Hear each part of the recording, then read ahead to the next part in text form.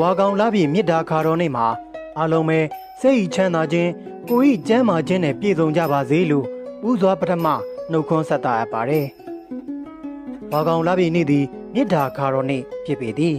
။မြစ်တာခါတော်နေ့ဖြစ်ပေါ်လာပုံဒီကဝါကောင်လတွင်ဖျားရှင်ကမြစ်တာတုတ်တံကိုစတင်ဟောကြားခဲ့သည်ကိုအစွဲပြု၍ဗုဒ္ဓဘာသာဝင်သူတော်စင်တို့ကဝါကောင်လာပြီးနေ့ကိုမြစ်တာခါတော်နေ့ဖြင့်သတ်မှတ်ခဲ့ကြတာပဲဖြစ်ပါတယ်။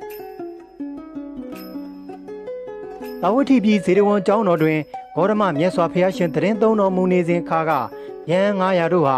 တခုသောဝါဝင်္ဂာနိကာလတွင်မြတ်စွာဘုရားသခင်ဟာဖူးမြော်ရှိခိုး၍ကမ္မထန်နီနာယူကာတောအုပ်တစ်ခုတွင်ဝါဆိုလျက်ကမ္မထန်တရားပွားများအားထုတ်လျက်ရှိကြပါတယ်။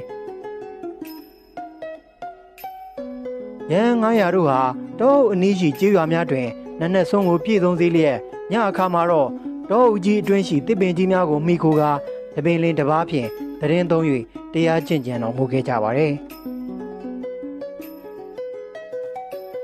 အဲ့ဒီအချိန်မှာတော့တစ်ပင်ကြီးများပေါ်ရှိရုပ်ကစိုးများဟာ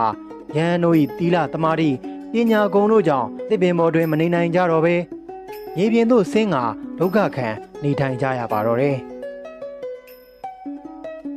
အချို့သောရုပ်ကစိုးများမှာကလေးငယ်များရှိကြသဖြင့်ယဟန်တော်များပြန်ချိန်ကိုစောင့်ဆိုင်နေပါတော့လဲမပြန်ကြသဖြင့်ရုပ်ကစိုးချင်းချင်းညှိနှိုင်းကာ900သောယဟန်တို့ထွက်ပြေးစေရေးအတွက်ကြောက်မက်ဖွယ်ရာ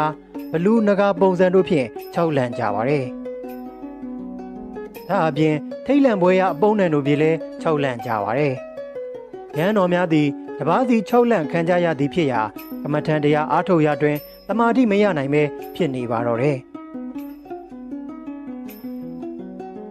ထိုအခါခေါင်းဆောင်မထေအားအတိပေးလျက်မြတ်စွာဘုရားရှင်ရှိရာတဝတိပြည်ဇေဒဝန်ကျောင်းသို့ပြန်လေကြွမြန်းတော်မူခဲ့ကြပါတယ်။အကြောင်းစုံကိုမြတ်စွာဘုရားရှင်တန်လျှောက်တင်တဲ့အခါမှာတော့ရှင်တော်မြတ်ဘုရားကယဟန်900တို့ကိုမေတ္တာကမ္မထံစီးပြန်ကြရန်မေတ္တာတုတ်တော်ကိုဟောဖော်ညွှန်ပြသင်ကြားပေးကာမူလတောအုပ်တို့ပင်ပြန်လေဆေလွတ်လိုက်ပါတယ်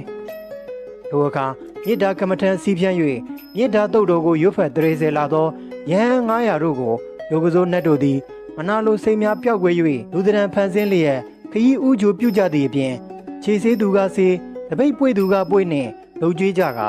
ဝါကျွတ်သည့်အခါမှာတော့ယဟန်900တို့ဟာထူးမြတ်တဲ့တရားတို့ကိုရရှိပိုင်ဆိုင်သွားကြပါတော့တယ်။